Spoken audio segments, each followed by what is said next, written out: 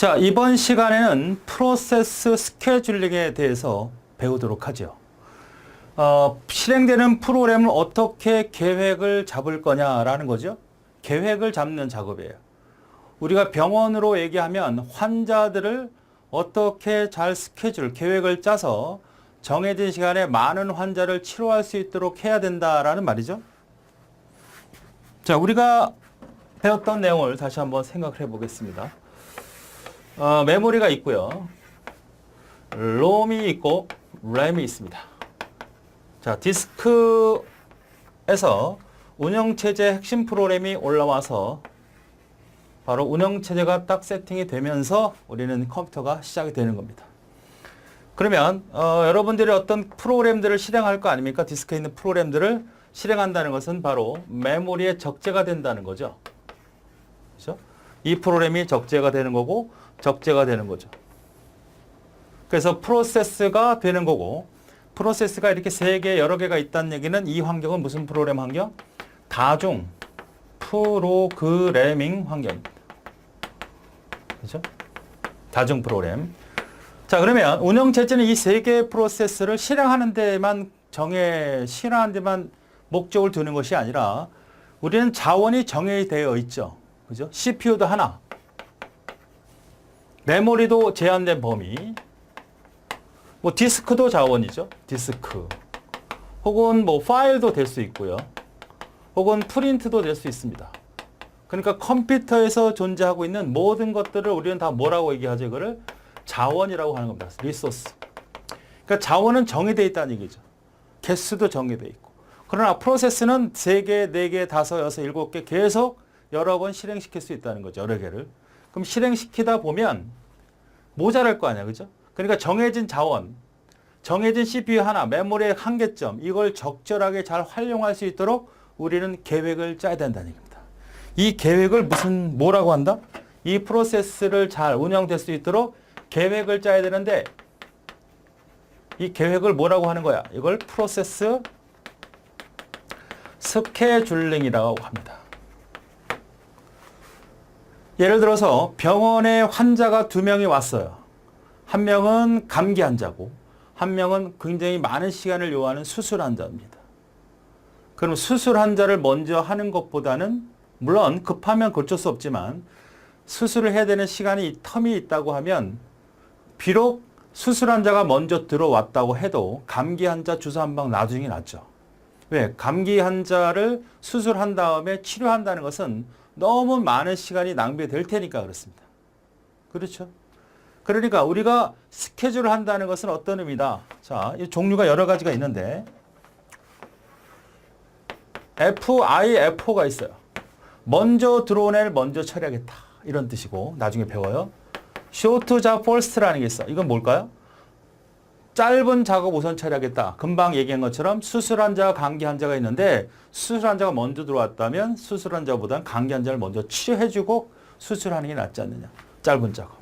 그렇죠? HRN 등 여러 가지 작업들이 존재하는데 이거는 이제 뒤에서 하나씩 배우게 됩니다. 이걸 우리는 프로세스 스케줄링이라고 그래요.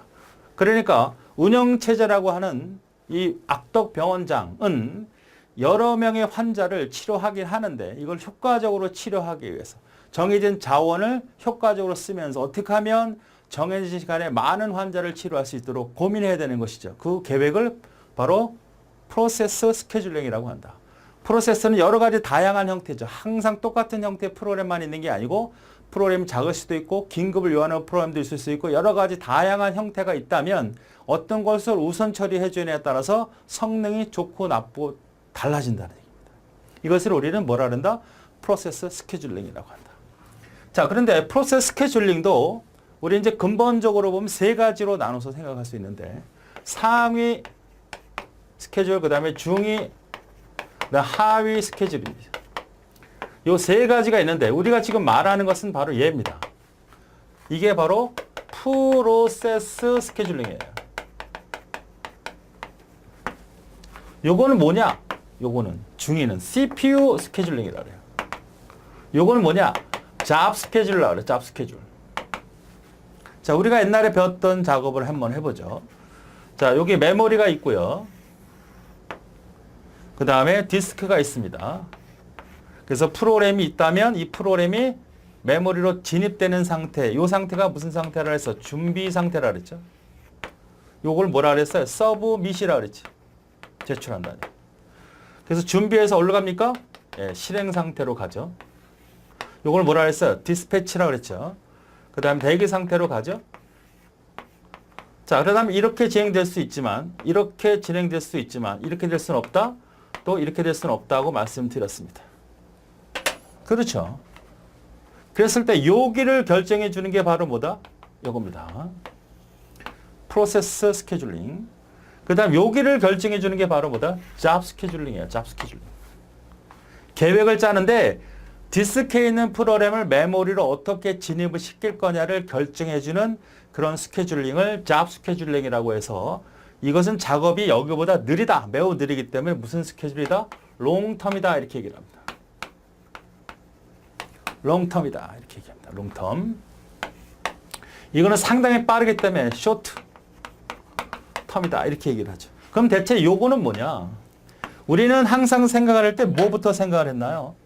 자, CPU라는 것을 한 개로만 보는 겁니다. 한 개. 한 개로 봤을 때 이러한 작업이 수행이 되는 거죠. 이거. 맞습니까? 병원에 환자가 여러 명 있고 의사가 한 명이라는 걸 기준으로 우리는 기초 운영체제를 배우는 거예요.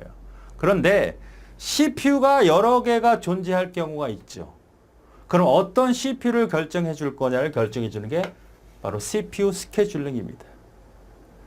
자, CPU는 하나를 원칙으로 해서 어떨 때 실행하고 언제 준비하고 언제 대기시킬지 요거를 결정해 주는 게 바로 뭐다? 하위 형태의 프로세스 스케줄링이라고 해서 얘는 상당히 빠르고 이것이 이제 핵심적인 사항이고 요게 작업 스케줄은 너무 느리는 거니까 이것은 뭐 크게 신경 쓸 거 없고 바로 중위 클래스는 뭐다? 중위 스케줄로는 CPU가 하나가 아니라 여러 개 존재한다면 여러 개 중에 하나 결정. 우리가 병원에 가면 외과도 있고 내과도 있으면 외과에 한 의사만 있는 게 아니라 뭐 여러 명이 존재하잖아요. 그럼 어떤 환자를 어떤 의사한테 배분할 거냐를 결정해야 되지 않습니까? 그것이 바로 뭐다? CPU 스케줄링이고 그건 중위에 해당된다. 그래서 실제로 이론상에서는 CPU를 결정하는 것은 딱히 큰 기술이 없어요. 그래서 우리는 중점적으로 다루는 게 바로 이 프로세스 스케줄링이다 이런 얘기입니다. 자, 그러면 책의 내용을 살펴봅시다. 자, 프로세스 정의를부터 봐야죠. 정의. CPU나 자원을 효과적으로 생산성 있게 사용하기 위한 소프트웨어적인 계획이다. 맞죠? CPU 하나밖에 없다. 그러면 그것을 어떻게 정해진 시간에 실행하는 놈, 대기하는 놈, 준비하는 놈을 둬서 효과적으로 정해진 시간에 많은 프로세스를 실행할 수 있도록 계획을 잡는 것이다. 프로스케줄링은 프로세스에게 CPU를 할당하고 문맥 교환하는 프로세스 관리 기능이다. 이렇게 정의하고 있습니다. 그러니까 관리 계획이다. 정해진 시간에 많은 프로그램을 실행하기 위해서는 방법이 없다. 자, 그래서 장기 스케줄링, 그 다음에 중기 스케줄링, 단기 스케줄링. 금방 설명했던 거죠. 장기 스케줄링은 뭐냐? 프로세스가 자원을 사용하는 시기를 결정하고 대기큐로 전달하는 작업이다. 대기큐, 이건 조금 있다가 설명을 하도록 하겠습니다. 작업 스케줄러. 그러니까 디스크에 있는 프로그램이 메모리로 진입할 때 우리는 그걸 서브밋이라고 하고 그것을 뭐라 한다? 작업 스케줄이 한단 말이에요. 작업 스케줄이. 그래서 얘는 상당히 느리기 때문에 롱텀. 그래서 프로그램 주격장치 적대할 때 시기를 결정해주는 그러한 작업이라 그래서 다소 느린 작업 계획이다. 이렇게 얘기하는 게 바로 상위 스케줄링이라고. 장기. 중기는 프로세스가 여러 개 CPU 중 어떤 CPU를 할당받을 건지 병원에서 한 명의 환자가 여러 명의 의사 중에 누구를 결정할 건지 이걸 결정하는 계획을 중위 프로세스 스케줄링이라고 중위 스케줄링이라고 그래요. 어떤 스케줄들이 CPU를 할당받을 것인지 결정하는 일을 담당한다. 이 스케줄은 프로세스의 주격장치를 빼낼 수 있기 때문에 필요한 경우는 다중 프로그램 정도를 낮추어 전반적인 효율을 높이고자 할 때 이 다중 프로그램 정도는 뭘까요? 프로세스, 실행 중인 프로세스 양을 말해요. 하나의 컴퓨터에서 메모리에서 프로그램이 4개 들어간다. 4개 실행되고 있다. 또 하나는 10개 실행되고 있다. 그러면 다중 프로그램 정도가 높은 거는 10개가 다중 프로그램 정도가 높다. 이렇게 얘기할 수 있습니다. 다중 프로그램 정도는 현재 정해진 메모리 공간에서 실행되는 프로세스의 양, 프로세스의 개수를 말합니다. 자, 중기능은 그렇고. 단기가 지금 우리가 집중적으로 배우려고 하는 바로 프로세스 스케줄링, 쇼텀입니다. 그러니까 우리가 앞에서 배웠던 디스패치, 인터럽트, 준비, 바로 앞에서 준비 과정에서 실행 과정으로 넘어갈 때 이걸 누굴 결정해 줄 거냐? 디스패치 한다 그랬죠? 언제 빼낼 거냐? 이런 걸 결정해 주는 게 바로 뭐다? 프로세스 스케줄링이 하는 것이다. 이거는 우리는 하위 혹은 단기 프로세스라고 하고 쇼텀이라고도 한다. 구분하셔야 됩니다. 그러니까 우리가 하고자 하는 거는 단기 프로세스다. 자, 그러면 스케줄링의 원칙이 필요하겠죠. 모든 프로세스를 공정하게 해야죠. 기본입니다. 먼저 온 사람은 먼저 처리하는 게 원칙이에요. 그러나 경우에 따라서는 바뀔 수도 있지만 대원칙은 공정해야 된다. 공정해야 된다. 반드시 이렇게 하라는 건 아니고 대원칙은 공정하지만 경우에 따라서는 먼저 온 사람이 환자가 수술 환자고 나중에 감기 환자라면 수술 환자를 먼저 치료하는 게 아니라 감기 환자 빨리 처리해주고 수술해 줄 수도 있다는 얘기죠. 단위 시간 내 가능한 최대로 처리할 수 있어야 된다. 그러니까 정해진 1시간이라고 하면 환자들을 많이 처리해야 된다. 프로그램도 정해진 시간에 많은 프로세스가 운영되도록 해줘야 된다는 뜻입니다. 신속하게 된다. 신속해야 된다. 당연한 거고. 같은 종류의 작업은 같은 시간에 같은 비용. 비용이라는 것은 시간도 되는 거죠. 시간도 비용이니까 같은 시간 안에 같은 비용이 들어야 된다는 얘기입니다. 그러니까 똑같은 프로그램인데 이거는 느리고 이건 빠르면 안 된다는 뜻이죠. 오버헤드가 최소화된다. 오버헤드 뭐라 그랬어요? 간접 부담 비용이라 그랬죠. 우리가 앞에서 배웠을 때 시간 할당량이 작은 것과 자, 시간 할당량을 한번 다시 볼까요? A라는 프로세스는 이렇게 A라는 컴퓨터는 B라는 컴퓨터는 여러 개 나왔어. 이렇게 있다고 합시다. 요 A라는 B라는 컴퓨터. 얘는 여기다마다 인터럽트가 문맥 교환이 이루어진다고 하면 여기는 이만큼의 문맥 교환이 일어난다 그랬죠? 그렇죠? 이 문맥 교환이 일어난다는 것은 그만큼 인터럽트가 문맥 교환이 많다는 것은 인터럽트가 많다는 얘기고 거기에 따른 간접 부담 비용인 오버헤드가 증가된다 그랬죠. 그러니까 오버헤드를 최소화시키기 위해서 우리는 계획을 짜야 된다. 시스템 내 자원이 사용되지 않는 시간이 없도록 해야 된다. 그러니까 CPU 안에 프로세서는 지금 운영되고 있는데 CPU가 놀고 있다든지 아니면 다른 주변 장치라든지 그런 것들 사용하고 있지 않다면 그것은 상당히 낭비가 될 테니까 사용이 최대가 될 수 있도록 노력해야 된다. 균형이 맞아야 되죠. 응답 시간과 자원 활용 간의 적절한 균형이 맞도록 우리는 계획을 해야 된다. 무한대기를 피해야 된다. 무한대기. 무한대기라는 것은 무한히 기다리는 겁니다. 무한히. 그러니까 처리는 언젠가 돼. 그런데 그 시간을 장담할 수가 없습니다. 아주 무한히 대기하는 그런 상태가 존재하지 않도록 우리는 계획을 해야 된다. 우선순위를 잘 부여하는 것이죠. 순서대로 들어온 대로 하면 1등, 2등, 3등, 4등 할 수도 있지만 짧은 작업 우선이라고 하면 짧은 작업, 가장 짧은 애가 1등, 2등, 3등에서 우선순위를 부여해서 처리해줘야 우리는 효과적으로 계획을 잘 잡을 수 있다. 중요 자원을 차지하고 있는 프로세스에 우선권을 줘야 되겠죠. 아주 긴급하다. 거의 숨 넘어가는 환자가 있다면 걔를 먼저 치료해야죠. 바로 컴퓨터에서 마찬가지입니다. 굉장히 중요한 자원에 대해서는 먼저 우선권을 부여해서 처리해야 된다. 문제를 불안하지 않은 프로세스에게 서비스를 많이 제공해야 된다. 그러니까 문제가 발생될 수 있는 그런 위험한 것들이 있죠. 이것이 만약에 처리를 안 해주면 컴퓨터가 다운되는 경우도 있을 수 있잖아요. 그런 경우를 우선 해줘야 된다. 자, 그래서 이것이 프로세스 스케줄링의 원칙이고 이 프로세스 스케줄링 원칙이 아닌 것은 뭐냐 이렇게 물어보면 답할 수 있으면 되는데 이것보다는 바로 다음이죠. 성능평가를 볼 수 있어요. 성능평가. 어떤 것이 계획을 잘 짰느냐. 자, 이용률이 있고 처리 능력이 있고 대기시간, 응답시간, 반환시간이죠. 가장 일단 대원칙은 시간이라는 얘기가 나오면 어떤 시간이든 다 뭐다? 무조건 낮춰야 된다. 그죠? 빠르게 해야 된다. 응답시간을 늘리는 계획은 없는 거예요. 어떤 상태든. 운영체제라는 건 컴퓨터고 컴퓨터를 운영하는 운영체제는 어떤 작업일지라도 빠른 시간에 처리되는 거지 늦게 처리해야 되는 원칙은 없어. 그러니까 시간을 늘린다, 크게 한다 그러면 다 틀린 얘기죠. 계획 짤 때. 자, CPU 이용률은 당연히 높여야죠. 바로 여기 그림에 있는데 이용률이라는 것은 바로 CPU가 의사라고 했으니까 의사가 정해진 시간에 얼만큼 많은 환자를 볼 수 있도록 노력해야 되죠. 자, 이게 다중 프로그램 정도예요. 다중 프로그램 정도를 뭐라 그랬습니까?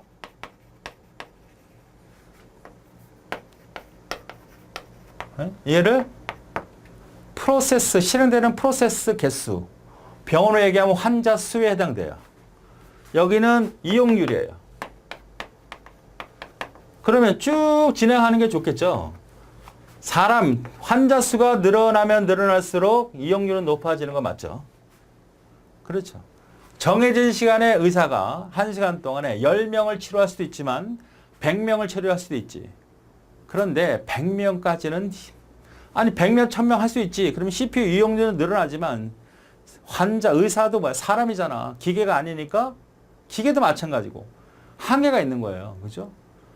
CPU도 마찬가지입니다. 기계 장치도 무한히 실행돼서는 안 돼. 어느 정도 되면 열이 받아가지고 녹아내려.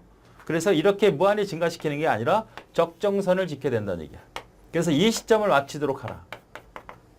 이 시점. 이쪽으로 하면 떨어져 버린다는 얘기잖아. 이용률이 오히려 망가져서 사람도 부하가 걸려서 우리가 수업을 듣든 강의를 듣든 노래를 하든 뭘 하든 적정한 타임이 있지 않습니까? 그 타임을 지키도록 해야지 무조건 늘린다고 되는 게 아니다. 그래서 이용률 곡선은 이 상태고 이 상태의 범위를 지켜야 된다는 얘기입니다. 그래서 CPU를 쉬지 않고 몇 퍼센트, 즉 40에서 90% 내에 이용할 수 있도록 늘려야 된다는 얘기입니다. 늘려야 된다. 그죠? 늘려야 된다. 처리 능력은 어떻게 됩니까? 가능한 이용률 범위 내에서 많은 환자를 치료할 수 있도록, 많은 프로세스를 치료할 수 있도록 처리 능력은 역시 늘려야죠. 대기 시간, 준비하고 있는 시간, 엑스레이 찍는 시간, 프로세스 CPU를 만나지 않는 시간들을 최대한 줄여야 되겠죠. 그죠? 줄여야 되겠고, 응답 시간, 반응 시간, 첫 번째 의사를 만날 때까지 걸리는 시간도 줄여야 되고, 이건 어떤 의미죠? 우리가 프로그램을 딱 실행하면 초기 화면이 딱 뜰 때까지 걸리는 시간을 반응 시간이라고 볼 수 있는데, 그것도 최소화시켜야죠. 그 다음에 반환 시간은 작업을 지시하고 끝날 때까지 걸리는 시간을 최소화시켜야죠. 이런 것들을 위해서 우리는 계획을 짜야 되는 겁니다. 아시겠죠? 반환 시간 다 설명 앞에서 했던 내용입니다. 자, 그럼 문제를 살펴볼까요? 자, 이런 문제가 등장이 될 수 있어요. 가장 바람직한 스케줄의 정책은 뭐냐? CPU 이용률 줄여? 아니잖아. 늘리는 거지. 시간은 무조건 줄인다 그랬지. 응답 시간 줄이고 CPU 이용률 늘린다. 이거 맞죠?